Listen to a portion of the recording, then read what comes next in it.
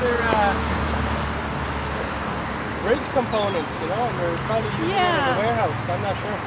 Yeah, interesting. Oh my goodness, they got painted on. Oh yeah, there's some bad kids around here. Is this just yesterday? How often do you patrol it? I don't know. I don't do the patrol. Somebody else does, and then I come and do the work. Right? Somebody tells you.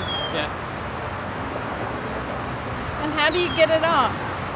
Well, typically I could just rub it off, but this is the kids these days are using some really awful stuff, and I'm using this here. Paint remover? It's actually called a graffiti remover, but I'm sorry? It's actually called a graffiti remover, but you see, it's actually taken the. This is sign a reflective deco, and it's painted with ink to have the design, but it's taking all that off as well. But it was already. I took a picture before. It was the deco was already damaged all down here, so just to cover myself. Right. So the blue is what's supposed to be there. Blue and white. There's supposed to be a white swirl in it, you know. I see. The white. It's blue with a white swirl representing the pathway, you know. Oh yeah. Okay.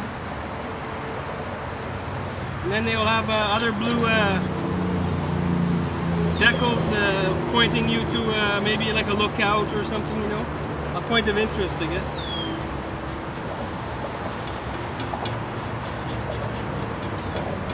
Is that graffiti remover available at Canadian Tire? No, ma'am. No, you only get this commercial. There is some other graffiti removers other places, but they even take this green paint off. Oh. You know, so this is the one that seems to work best. Takes a little more muscle power, but doesn't damage most things.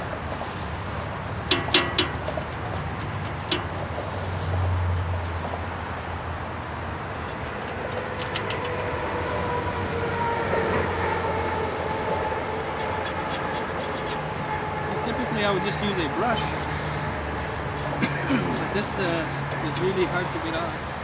See that white stuff, how easy it comes off? Uh-huh.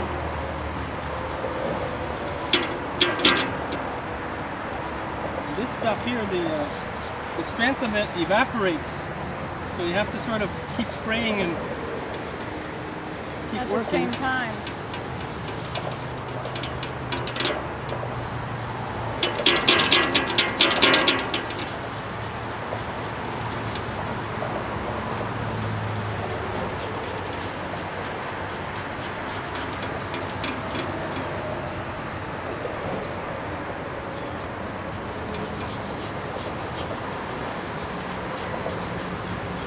So you do this all day long?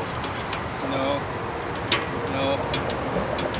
Right now I'm in the process of cleaning all of the signs and waxing them. Oh. We put they're all aluminum panels, and they have what's called a powder coat paint on it.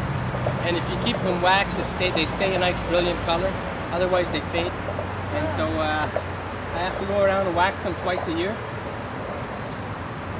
So it extends their life. You know, probably by 10 years, you know. It's cheaper to pay me, I guess, to clean them and wax them than it is to have them refabricated. Yeah. Because every sign, not every sign, but most signs are unique. Like this is Rideau River, you know, and it's supposed to be for this location, and so setup time to get a company to make them, setup time from each sign to the next sign is a lot, and so they're very expensive.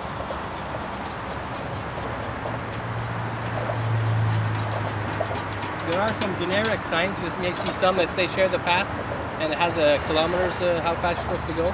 That one is everywhere, you know, so that's just a generic one. But these ones are individual to that path, you know. Mm-hmm. All the paths have different names. I'm sure you're aware. Eastern Pathway.